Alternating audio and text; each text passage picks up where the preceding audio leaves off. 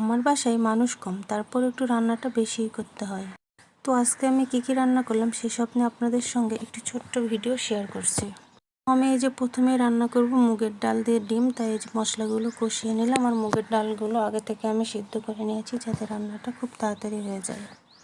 তো মশলাগুলো সুন্দর করে কষানো হয়ে গেলে আমি তার ভিতরে আগে থেকে সিদ্ধ করা মুগের ডাল ও কয়টা আলুও দিয়েছিলাম, সেগুলো আমি দিয়ে দিলাম। আর এই যে এদিকে আমি ডিমটা সুন্দর করে ফেটিয়ে নিচ্ছি। এখানে 2টা ডিম আছে, তো এই 2টা ডিম আমি ভেজে ওর ভেতরে দিয়ে দিব।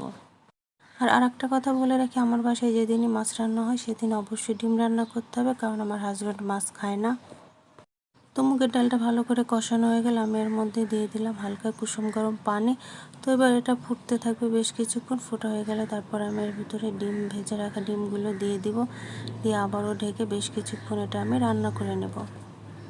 তো আপনারা কে কে এভাবে মুগের ডাল দিয়ে ডিম খান অবশ্যই কমেন্টে জানাবেন। আমার হাজব্যান্ডের অনেক পছন্দ এই রান্নাটা।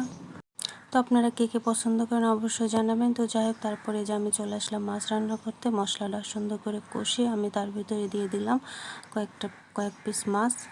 তো আমি মাছ ভেজে খুব কমই রান্না করি, আমি এভাবে কষিয়ে রান্না করি, এটাই আমার কাছে বেশি ভালো লাগে। আমার মাকেও দেখেছি, আমার মাও এইভাবে কষিয়ে কষিয়ে রান্না করে।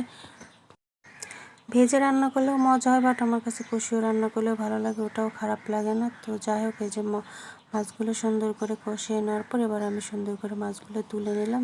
ওই মশলাতে আমি দিয়ে দিলাম বেগুন ও আলু। আজকে আমি মাছটা রান্না করব বেগুন আর আলু দিয়ে, একটু ঝোল ঝোল করে রান্না করব।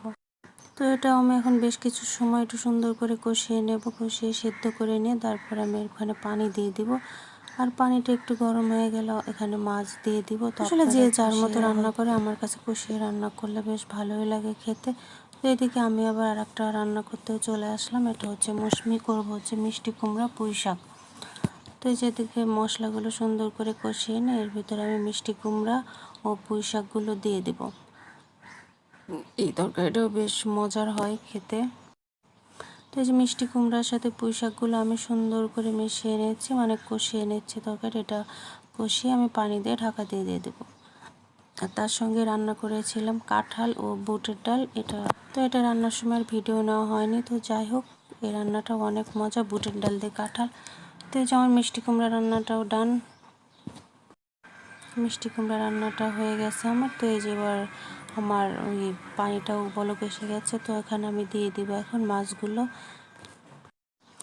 তো মাছটা আমি দিয়ে সুন্দর করে নেড়ে চেড়ে ঢেকে দিয়ে দিব। এখন কিছুক্ষণ রান্না করে নেব এভাবেই আমি।